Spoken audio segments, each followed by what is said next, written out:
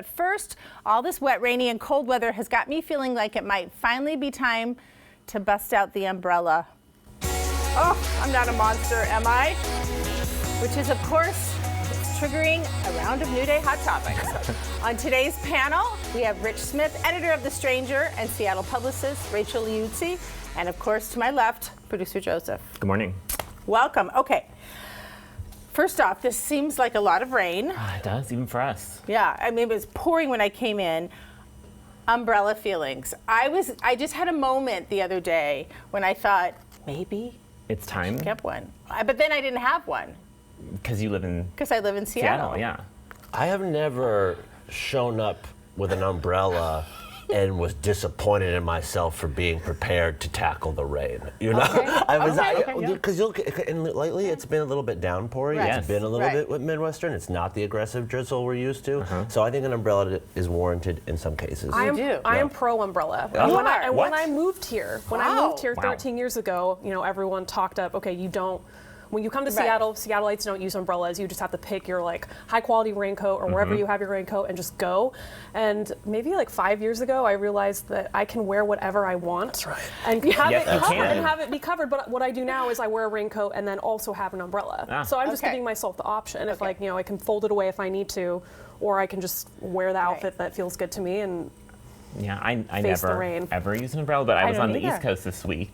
Earlier, and I was noticing everyone and their mom has an umbrella over there. And they don't always watch their space, and they don't. I'm like, I'm going to get poked in the eyeball because I'm also not paying attention because I'm not used to walking around people who have umbrellas. And then another thing I thought was interesting was there's a lot of umbrella etiquette with restaurants. You don't bring them inside because they're wet and gross. So there's like baskets outside that say, please leave your umbrella. But I'm like, someone's going to steal my umbrella if I leave it out there. Like, well, you don't get a good umbrella. Yeah, I mean, I guess, but then isn't it going to like fall apart in the weather? I don't know. Well, it could, and then you're just going to look like an idiot. They're going to go, that guy. I have a lot of feelings on this, but anyways, I'm not there yet, but I kind of, you're both so confident in yourselves and the umbrella that maybe it's time. I just feel like it's one of those things that you should not care about what other people think about you and your use of this tool that has been created to protect you from the elements. Liberate yourself. I think so. I've carried it as almost this badge of honor, which is kind of dumb, like, oh, I wouldn't have an umbrella. And now I'm thinking, like, why wouldn't I have an umbrella? What even is a Seattleite anyway? I know. Exactly. We should embrace the rain in all the ways that it is. I like that. To us.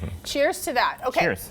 So these are. Okay, this is so cute. This is some TikTok thing. It's a snow globe cocktail, and y'all have some gin and LaCroix in there, and I'm just have LaCroix. So cute. Yeah. So I just made these. You freeze cranberries and a little rosemary sprig. That is so festive. Is it okay? So this is gin and LaCroix? Yeah, I have to say, probably when the rosemary sprig's a little tall, it looks like it's dying at the top here. So maybe that's not the look we're going for, but if you just look at it, it's supposed to be like a little snow globe. Yeah, the bubbles collect on the little sprigs, and it makes it look snow-shag. Yeah. Did you just, Did you just freeze water at the bottom? Is that what that you is? freeze a little water, Oh, okay. cranberries. The hardest part is reaching into the freezer as you're trying to hold up the rosemary to get it to go straight, but but it worked, you know. It's all good. So that's kind of fun. Yeah. Cheers to that. Way more festive than anything I'm making at my house, but.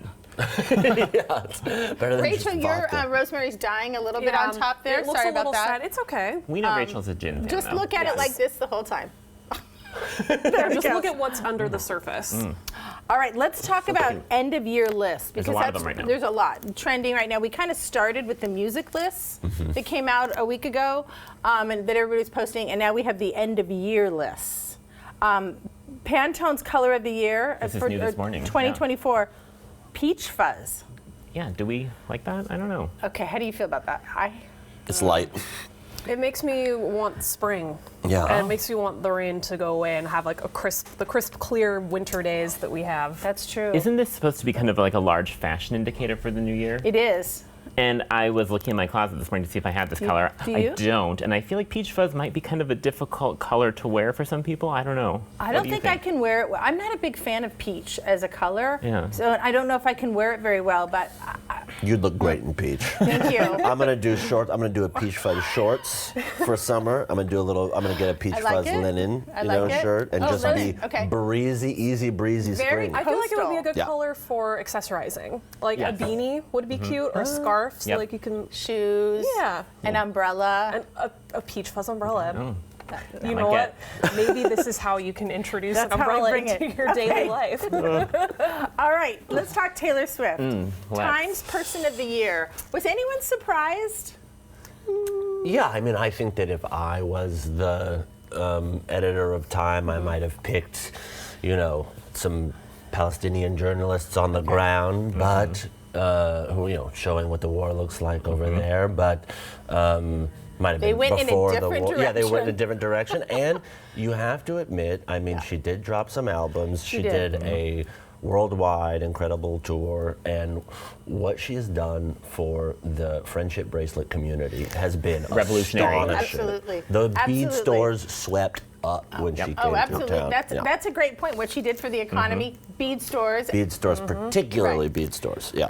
What do you think? I have to say, to Rich's point, I was kind of surprised that they picked just like a popular celebrity, because in previous years they picked some more serious, people like medical workers, President Zelensky last year, protesters in like 2011. So. And maybe that's why they chose, especially when it comes to the conflict in the Middle East, the feeling of taking sides or not being able to please anyone. Yeah. You go to Taylor Swift, most people would be. She has most people. That's an exact. Most people, except, but not everybody. Except for Rachel. Okay. I respect and appreciate her as a cultural figure, and as a woman in the music and pop culture industry who is making choices that impact everyone from producers and people who are creating music to the people who get to experience her.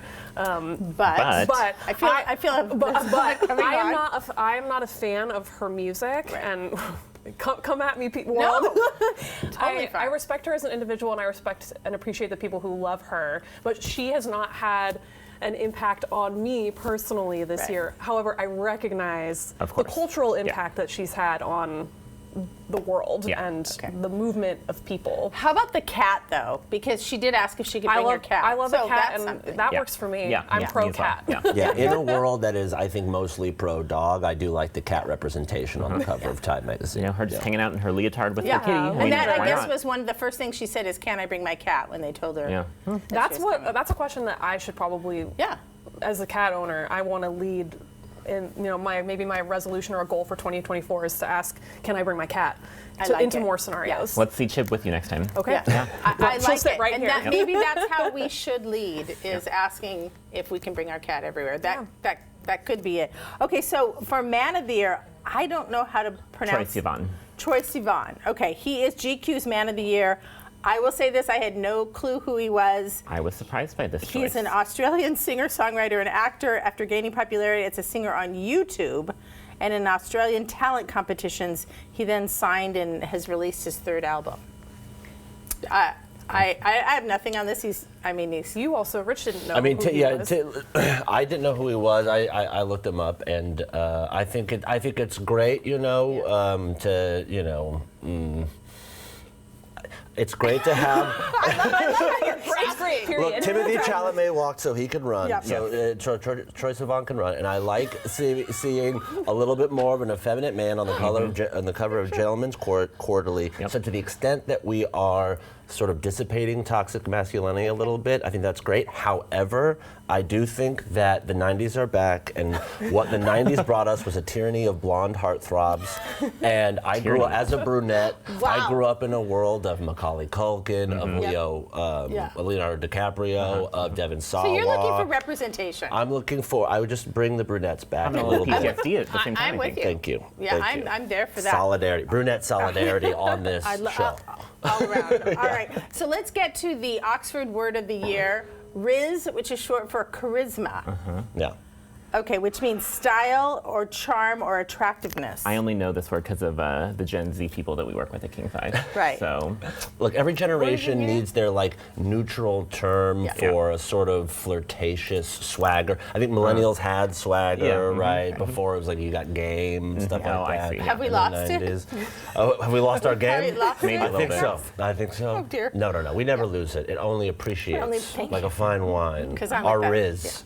Yeah, will age Riz. well. Yeah. I do feel like Riz was popular maybe 10 years ago. Like when I was in college, I feel like Riz. You shortened the word early. I feel like it's had a resurgence. So it was popular maybe 10 years ago. But like I haven't used Riz in 2023 until today. There you go. I didn't realize that it was as popular. It seems like it's made a comeback of sorts, or Gen Z is taking it for their own. I don't know, are you using it actively? No, never. Who has more Riz, Troye Sivan or Taylor Swift? Well, for me, it's Troye Sivan. But, you know. I'm not weighing in on that. I think Taylor Swift may be the most popular person who has zero Riz in the entire world. I think she's Rizless. That's a hot take. And we call this Hot Topics for a reason. We're gonna leave that right there. Come at me.